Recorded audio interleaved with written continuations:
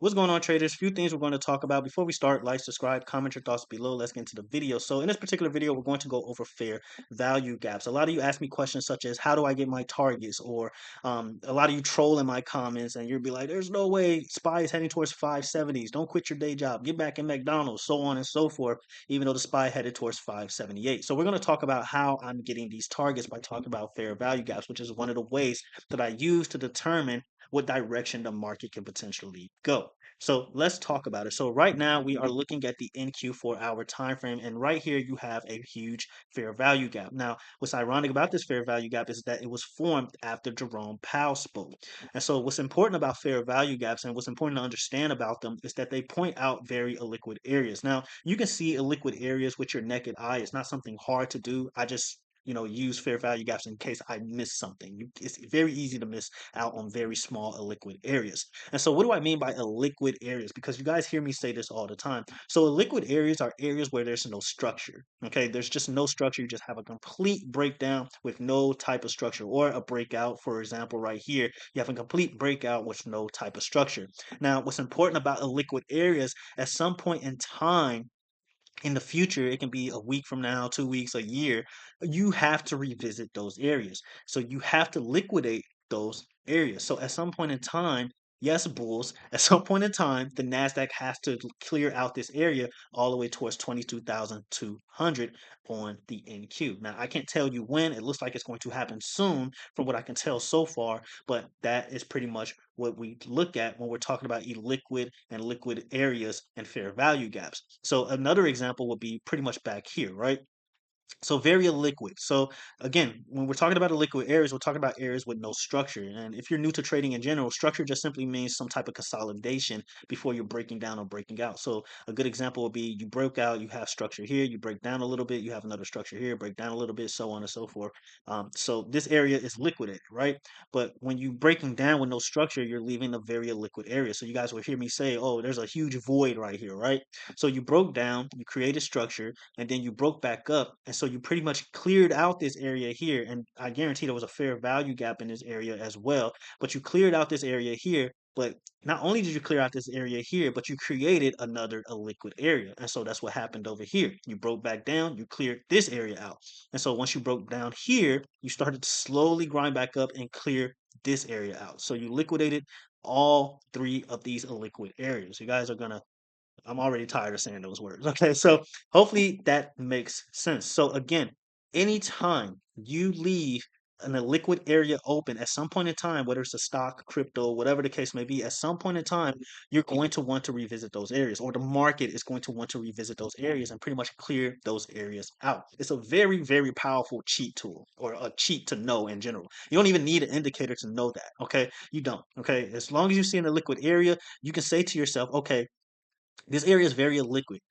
There's no structure here. You can say this to yourself and be like, okay, at some point in time, NQ is going to want to clear this area out. So that means at some point in time, we're going to see a bounce on the NQ and get rid of this illiquid area and pretty much liquidate this area, right? And so that's exactly what happens. So anytime you see areas like this, that is what I want you guys to tell yourselves if you are interested in this type of strategy. If you're not, by all means, use your strategy, do what works for you. If it's not broke, don't fix it. So that's what we're talking about with the NQ. Now, let's talk about downside because I've been sounding pretty bearish, right? So let's talk about the ES. And so ES, pretty much the same thing. We have a very illiquid area. We still have a little more area to clear out right here, all the way towards 6,001. 26,130 range. So that's pretty much towards previous highs. So at some point in time, it's safe to say that the ES is going to want to clear this area out. And you see, we're starting to do that already. But what about downside? Because you guys hear me talk about downside a lot. And I still stand by what I said. I do think we're going to see a massive drop in the near future. We already saw a drop. I already told you guys I expect a drop before Christmas, and that's exactly what happened last week. But I do expect another major drop to happen in the near future, and my bet is on January.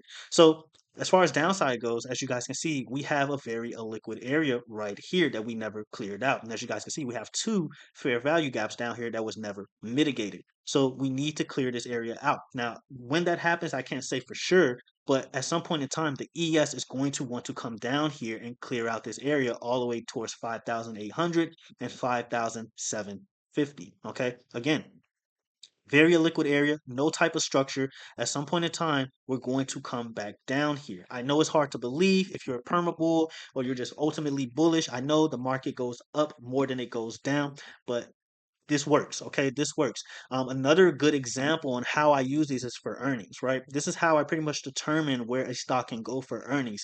Um, when it comes to earnings, a lot of times there'll be fair value gaps open, and that is when investors use those opportunities to clear out those fair value gaps. So that's how I pretty much got a good little win streak on earnings. I think we're like 6-2, 6-1 on earnings. Can't win them all. Sometimes you get IV crushed. Sometimes you just don't win. Okay, but regardless, that's pretty much how I determine earnings. So if you ever use fair value gaps indicators, they're very good when it comes to determining or pretty much predicting earnings. All right, you're not gonna get it all the time, of course.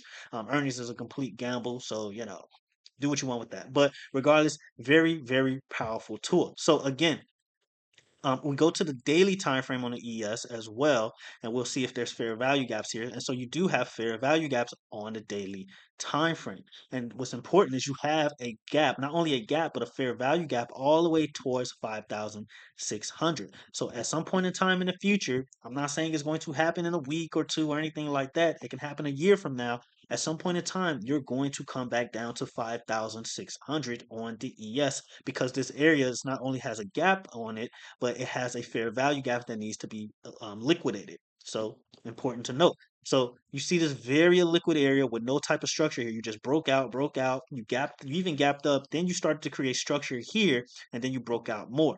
So at some point in time, you're going to want to revisit this area. At some point in time, you're going to want to revisit this area at 5,750 or 770, somewhere around there. Okay.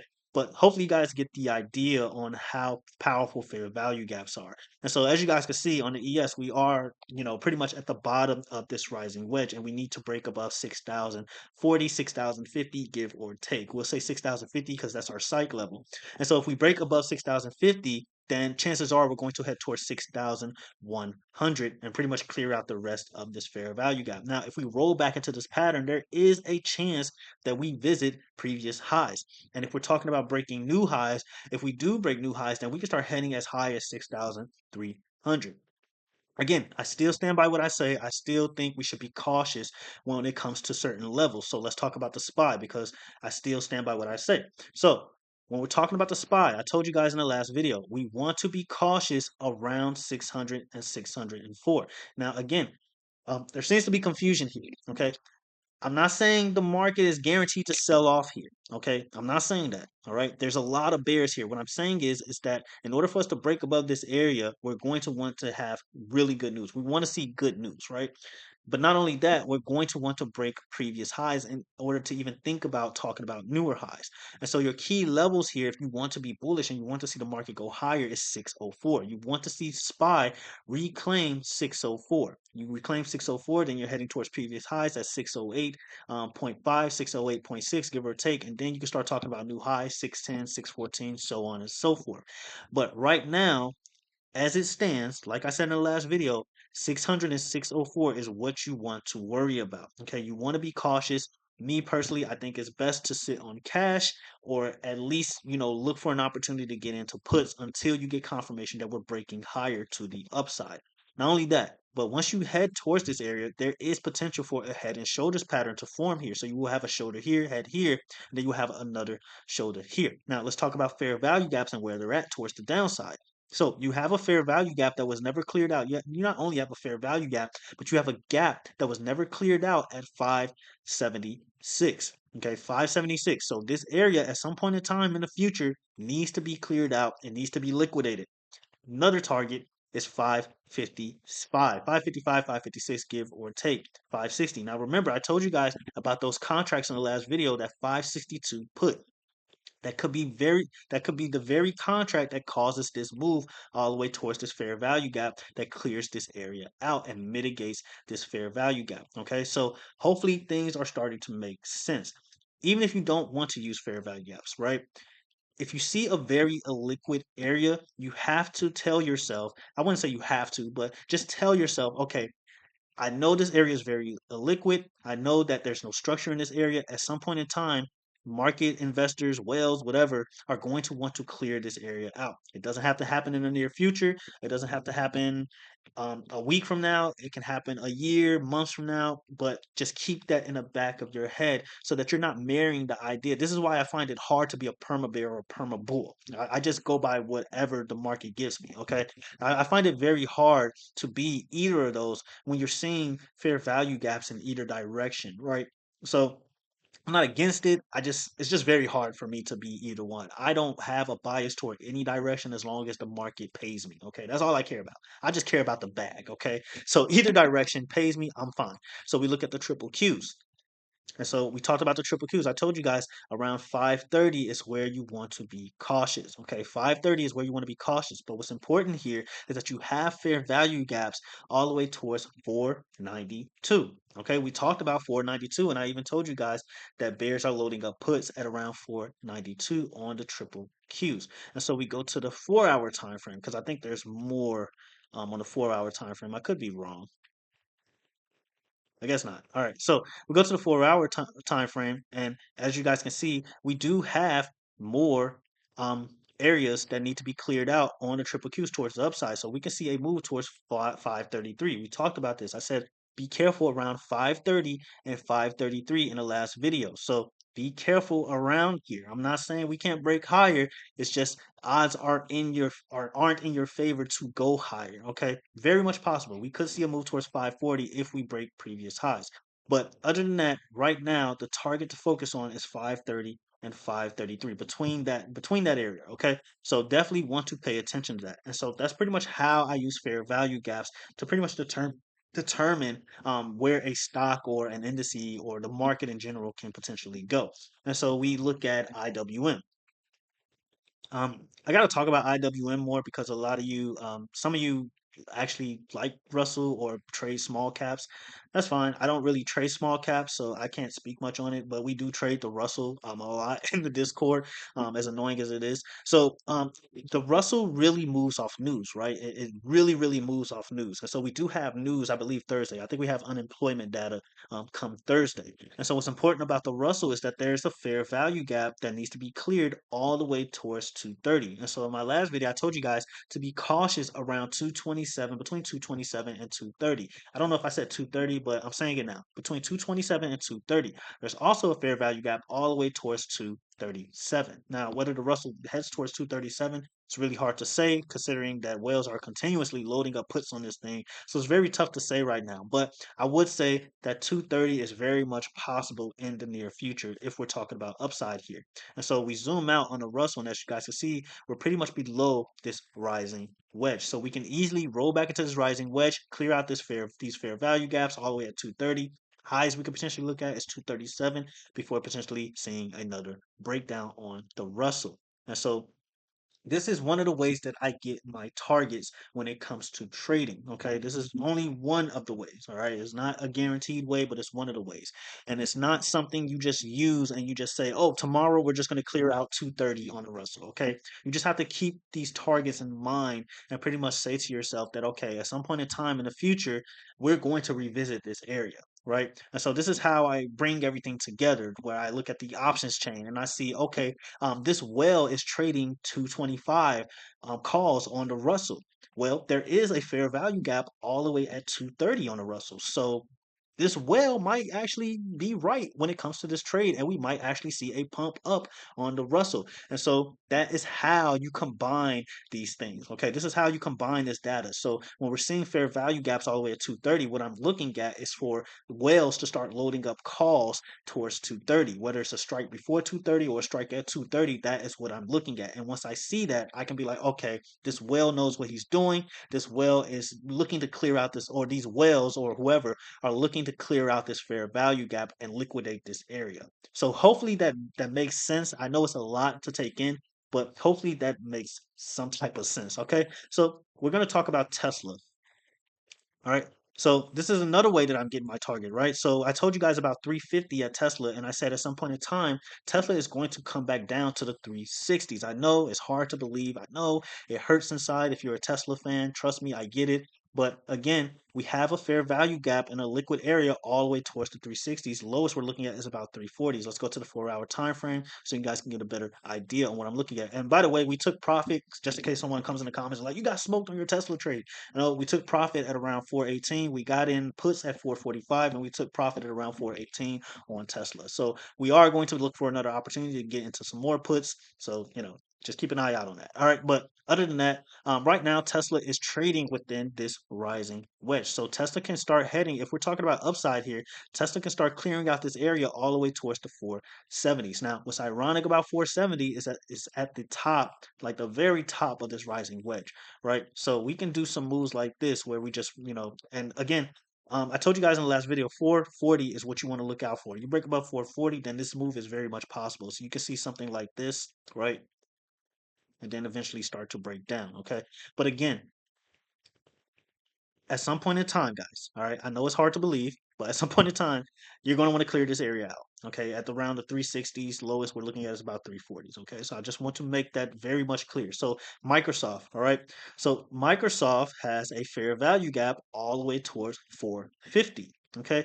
And so today, our Discord bot alerted a whale was doing a 445 call for expiration this week. So something to look out for. So if Microsoft pumps, then you guys can understand just how powerful this strategy is. So 445 calls, it was either, yeah, I think it was 445 calls, and this is a fair value gap in a liquid area. As you guys can see, there's no structure right here, very liquid area all the way towards the 450s. Okay, so something to look out for. You have your support, your major support is around 431.8. We'll say 430 is our psych level. So yeah, something to look out for when it comes to Microsoft. All right, Nvidia. Nvidia is going crazy right now. So if Nvidia manages to get above 440, then we can start talking about that move towards 444, I'm saying 144, 145 range. Okay, so if Nvidia manages to get right above this level right here, hopefully you guys can see this little red trend right here. But this level right here, if Nvidia gets above this 140 level, then we can definitely start looking at clearing out this fair value gap all the way at 143, 144. So hopefully it's making sense. And right now, whales are loading up 140 calls on Nvidia for January 17th. Feel free to look that up yourself. We're not going to go over options chain in this video. I am sorry. All right. But what's important to note here is that there is a very illiquid area all the way towards the 128 range. So what does that tell me? That tells me that Nvidia at some point in time in the future is going to come back down to 128. Now, a lot of you find it hard to believe that we can head as low as the 120s because I mentioned that NVIDIA can go back to the 120s, and I'm counting on NVIDIA to go back towards the 120s. Well, if you look here, very illiquid area all the way towards 119. Okay, there's a gap here at 119, and there's a fair value gap at 119. And not only that, but you don't have any structure all the way towards 119. Well, after 128, all the way towards 119. So if NVIDIA gives up 128, chances are you're heading towards 119. So hopefully this makes sense. I don't think I did the best at explaining it, but let me know in the comments below if you like these kind of videos, if you want me to like go over fair value gaps more. I honestly don't have them up on the channel too often simply because it can be very clunky. I mean, this just looks crazy, guys. All right. This looks crazy. Okay. So hopefully you guys understand. Hopefully it was easy to keep up with. Again, the main conclusion, the main point you want to take away from this is anytime you leave in a liquid area, no matter what the stock is, no matter what the crypto is, whatever it is, at some point in time, the market is going to want to liquidate that area. If you don't take anything else off this video, that's what you should take from this video. Other than that, that's all I have. Discord link is in the description below. Sorry, brain fart. But Discord link is in the description below. Happy holidays. Enjoy your holidays. Probably be the last video for the week. We'll see how things go Thursday and Friday.